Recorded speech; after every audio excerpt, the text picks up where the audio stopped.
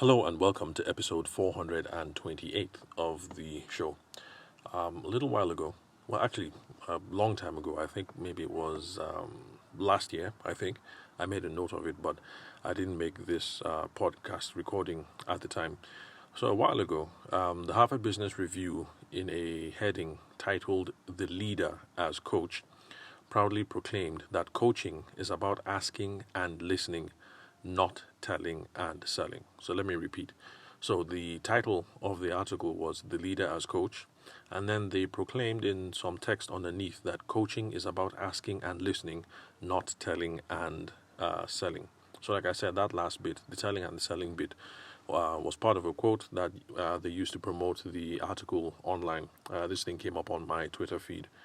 Now, while there's an element of truth to the proclamation in general, it does betray a fundamental misunderstanding about what selling is.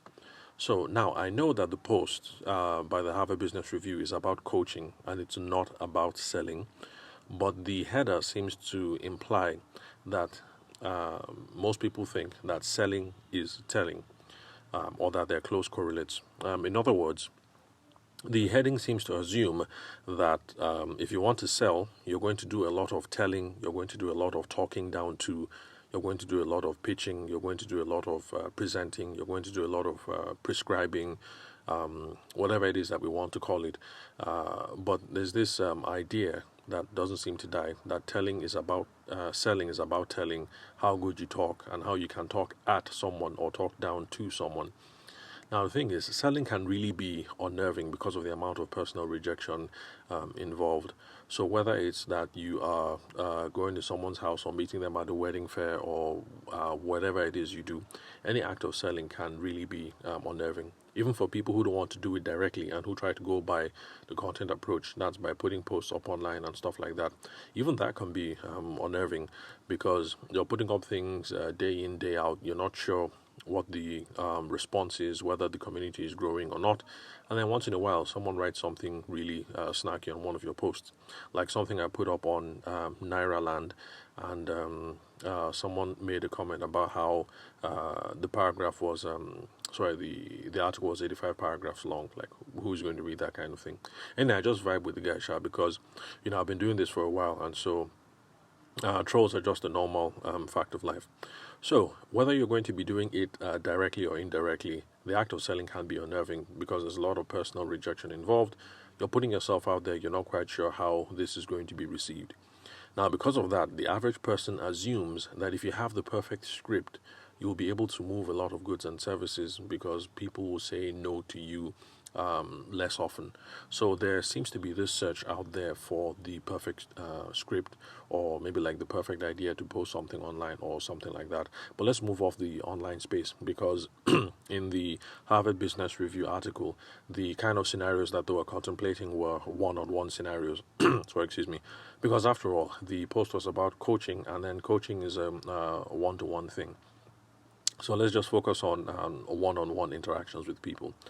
So, one on one now, man to man or woman to woman, people are looking for that perfect script. So that once you open your mouth and you deliver those golden words of wisdom, people will say, "Oh, yes, how can I buy? Where can I pay? I want you to be my wedding photographer. I want you to be my wedding planner. I want you to handle the video. Where can I make the transfer?" So that's what people are looking for. The average person is looking for because of the fear of rejection. They want that perfect script.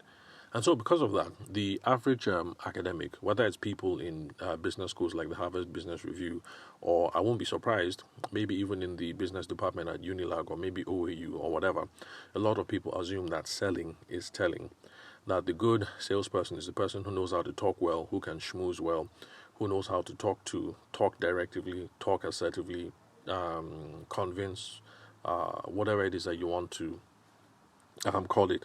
And that's because these academics in Harvard, in OAU, in Unilag, in Delsu, in wherever, have seen people talking and talking and talking and telling and telling and telling, all in the search for the perfect script so that they can show up and bamboozle customers with a perfect polished sales pitch. And so that's the reason why the academic just assumes that selling is telling. But actually, the truth is farther from this and carries a little bit more nuance. Because the seasoned sales professional knows that you can't persuade or convince anyone to do anything. So seasoned sales professionals aren't trying to talk to or persuade or pitch or present or whatever, because we know that there's no amount of talking that is going to move somebody from a 100k purchase to a 250k purchase. I mean, if he's a 100k person, he's a 100k person. And then again, we also know that we can't make someone to do anything that they don't want or they don't need. So if the couple have decided that wedding photography is rubbish, and even if they can afford it, like the expatriate couple that I spoke about last year, I think it was last year. Well, I met them about 2 years ago. That was before the coronavirus, but I think the podcast recording I made it last year. So as far as they were concerned, what they needed was friends and family, and the atmosphere was real nice, real sophisticated, and everything. But they didn't think wedding photography or video was important. And that kind of couple, you can't convince them to do anything. Like I said, they were an expert couple, expatriate couple. So for them, squeezing out a few $100,000, I'm sure wouldn't have been quite a squeeze. Because, after all, these people get paid in the almighty dollar. But if they don't think it's important, you really can't persuade them to do anything. And besides, a seasoned professional isn't going to try and trick them into doing anything. Because even if you trick them and they fall into it today, there's going to be buyer's remorse or buyer's regret tomorrow, and they're going to avoid you like a plague, because you're going to be that guy or that girl who pulled a fast one over on them. So we seasoned professionals, we know that you can't persuade or convince anyone to do anything. So our focus isn't built around talking people to death or pitching or presenting.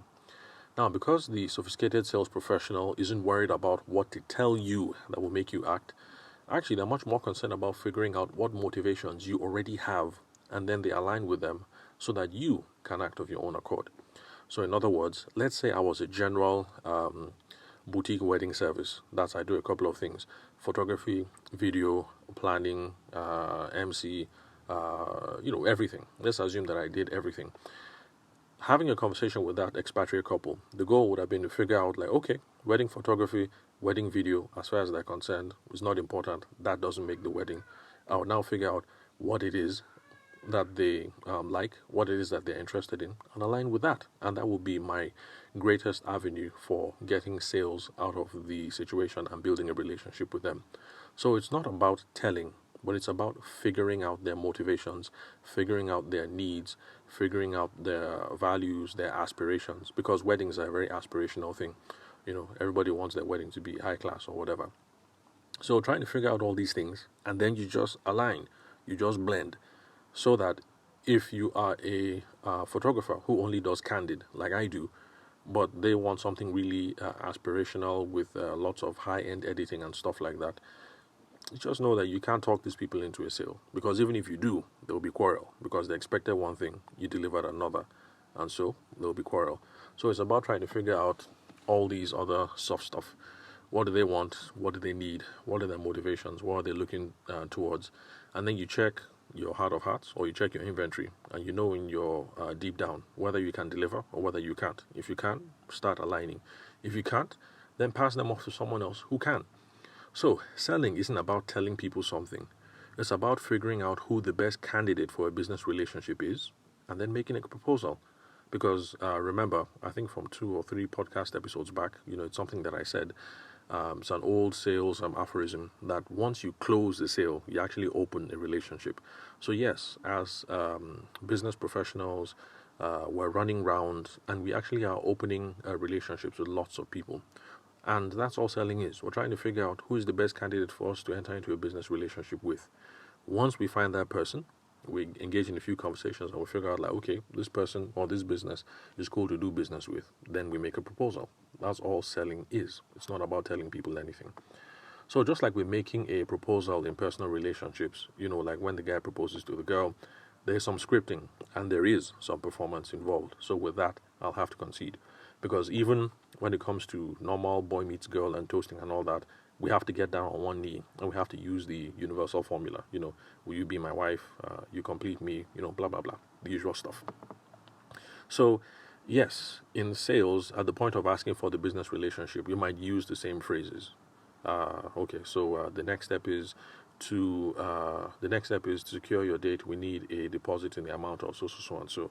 So yes, there are some of those phrases that you will use over and over again, and there is some part of the process that is scripted and that involves some assertive and direct talking. Such as when you're trying to transition clients through different stages in the interaction. So we might use the same motions, we might use the same expressions, and there might be some level of assertive language being used there. But the brunt of sales, most of sales, 80% of what you're going to do when it comes to selling is not trying to figure out what to say or to figure out that magic expression that you're going to use, but it's going to be about figuring out the right questions to ask. Because if you ever get asked the right questions, you're on the right path. So this is because the seasoned professional, sales professional, knows that there's no point in trying to convince someone who is a wrong fit or who has no need or who can't afford you anyway. You're trying to convince them when clearly they can't afford. What's the point? Or it's the wrong fit because they're looking for a wedding planner, for instance, who is high class, but you haven't done any high class thing and you have no aspirations to be a high class wedding planner. It's just a recipe for disaster waiting to happen. You toast them, you talk down on them that you can do it, but then at the end of the day, what you deliver is, technically speaking, not a bad wedding, but it's not the society gala that they wanted. And then, of course, it's going to be quarrel at the end of the day. So, because of this, most of the time, all these dynamics, you're not going to spend most of the time telling the potential customer anything. You're going to spend most of your time asking questions to figure out who this person is, what problems they're trying to fix, which vision they're aiming for in their personal life or in their business, what things that they've tried out in the past, what worked, what didn't work, what are the setbacks, stuff like that. That's in the general business context. So back to this wedding planner example, you're not going to spend most of your time telling the person that I'm the greatest and I'm the best. You're going to be asking to figure out how many people, is it 2,000 people, 1,000 people, who is going to be in attendance? Oh, okay, Rear Admiral, this person is going to be there. Rear Admiral, that person is going to be there. General, this person is going to be there. Juliet Ibrahim is going to be there. This Nollywood person, that Nollywood person. These are the questions that you ask that they'll help you figure out, like, oh, what kind of wedding are they trying to plan, and blah, blah, blah, blah, blah. And if you think of yourself as a wedding planner who is more in the vein of a project manager, let's make sure that everything runs efficiently. Then you know that, okay, this is not my show. These people want this thing to be all glitz and glam and everything, and it's not something I do. They probably want it to be talk of the town and to be in all the blogs and everything and all whatnot. There's a way that you can get a feeler for these sorts of things. And if you can't deliver, then you just weave it. So you're going to spend most of your time being engaged in conversations and asking these kinds of questions rather than telling people what to do. So, until we get past this point of asking the right questions, there isn't any telling involved. And the funny thing is, if you've done any research into sales, and if you've listened to this podcast recording today so far, you'll see that it all sounds a lot like coaching, doesn't it? And that's because sales and coaching have a lot more in common than the average person or the average academic thinks. They have a lot in common. To be a good coach, you have to be a good salesperson. To be a good salesperson, you have to be a good coach. I mean, for those of you who are wedding planners and wedding photographers, I'm sure you appreciate what it is that I'm talking about. You're basically coaching the bride and groom through the whole process. That's all you're doing. And it's the same, vice versa. So if you're a coach, you're also trying to sell people through the whole process. Now, yeah, that's it pretty much. I guess today's episode, you could say, is a rant. So I guess what I'm trying to say is that let's stop thinking that we know what selling is because of the bad examples that we have seen. After all, we don't assume this of other professionals. You don't see a bad dentist or a bad doctor and say that, dentistry is bad or brain surgeons are bad. We seem to be able to isolate that, okay, this was a bad doctor or this was a bad dentist. Maybe this kind of things happen because sales isn't a certified profession like law and medicine. So because of that, you're going to find more charlatans and more shoddy practitioners instead of elegant professionals. But let's not that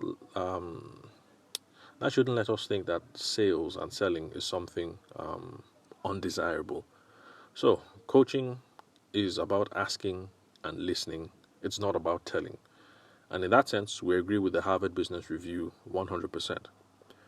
Selling is also about asking, it's also about listening, it's also about telling, because the coach and the sales professionals are in business to help people figure out what the problem is and what to do next. That is what selling and coaching have in common.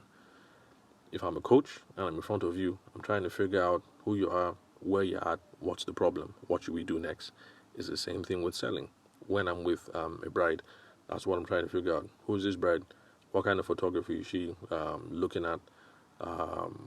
What's the next step? How do we go about solving that? So salespeople and coaches would be both ineffective, and they would also make poor recommendations if they try to do their jobs without listening to people. So that's just a summary for today. Let me run, because this is another Daddy Day recording, and the baby's looking for my attention right now. So anyway, thank you guys for listening to today's recording. I'll catch you at the next one.